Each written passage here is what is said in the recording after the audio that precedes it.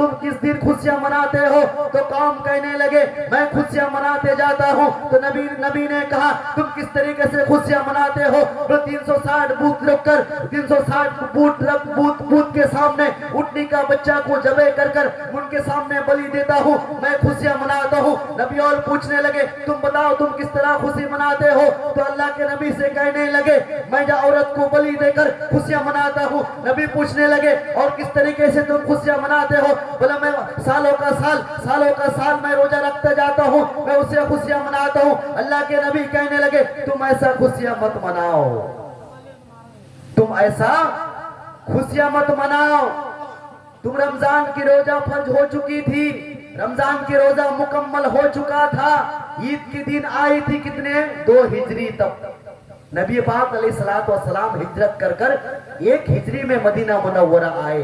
2 हिजरी में जब ईद की नमाज हम पर वाजिब हुआ, नबी कहने लगे सुनो कौम, तुम गड़बड़ी खुशियां मनाने वालों, तुम इस तरह खुशियां मत मनाओ, बलि कुर्बानी देकर किसी को खुशियां मत मनाओ। सर पे हमारे कौम सर पे कफन बांधकर तलवार लेकर नारे तकबीर लगाकर किसी को कौम को कत्ल कर देना, ऐसा खुशियां मत मनाओ। सनातन धर्म के लोग जब काले थैली में जब उनके गोश्त लेके जाते हो तो जय श्री राम कहकर उसको कत्ल कर देना, ऐसा खुशियां मत मनाओ हिंदू भाइयों, ऐसा खुशियां तुम मत मनाओ। कैसा खुशियां मनाओ? ईद की दिन जब तुम सुबह उठो, पहले फजर की नमाज जमात के साथ पढ़ लो। पहले हुक्म क्या था? औरत मस्जिद में नमाज पढ़ती थी, मर्दों भी मस्जिद में नमाज पढ़ने जाते थे, मगर अहलादा पर्दा होता था। औरत के चेहरा मर्दों नहीं देख सकते और मर्दों का चेहरा औरत नहीं देख सकते।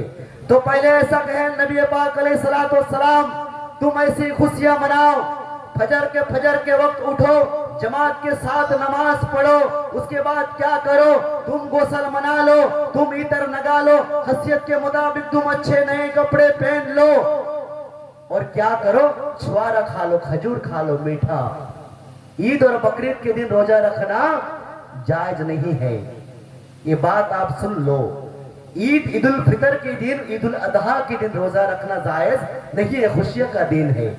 खाएंगे पिएंगे ऐश करेंगे, अल्लाह की इबादत करेंगे, आराधना करेंगे, पूजा करेंगे, मगर हम रोजा नहीं रख सकते ईद और बकरीद के दिन।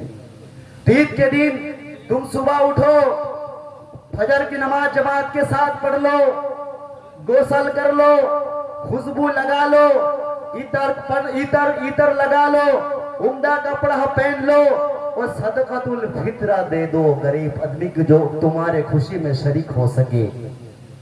तुम तो अमीर हो, तुम तो मालदार हो, तुम तो अच्छे कपड़ा पहन लिए, छुआरा खजूर खा लिए, मगर वो बेचारे गरीब कहां जाएंगे मिस्किन? जब तुम सदाकतुल फित्रा दे के जब जाएंगे ईदगाह में, तब तुम्हारे खुशियों में शरीक बन जाएंगे।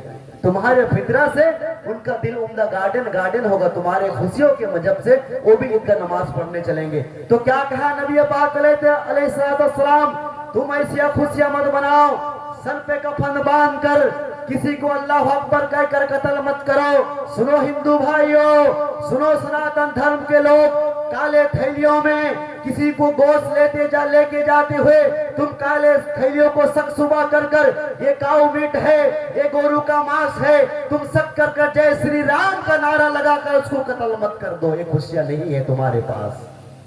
पुरुषोत्तम राम जी ने नहीं कहा तो जय श्री राम कहकर किसी को कत्ल कर दो।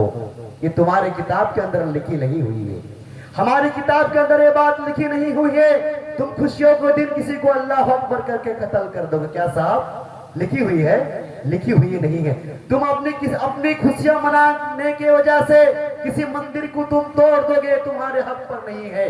रामचंद्र जी ने कहा तुम किसी की मस्जिद को नहीं तोड़ सकते, तुम किसी की इबादत आराधना पूजा की जगह को तुम कभी नहीं तोड़ सकते, ये रामचंद्र जी ने नहीं कहा, ये नबी पाक अलैहिस्सलाम ये बात को नहीं कहा। तुम पहले क्या करो?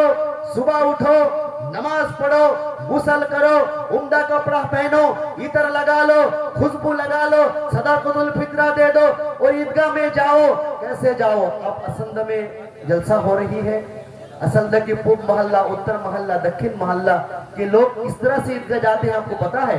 मोटरसाइकिल बाइक से जाते हैं।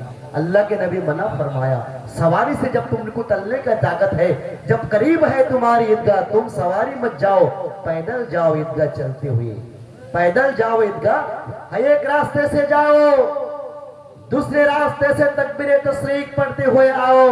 क्या पढ़ो? अल्लाह अकबर, अल्लाह अकबर, ला इलाहा इल्लल्लाह, अल्लाह अकबर, अल्लाह अकबर, वलिल्लाहिल हम्द।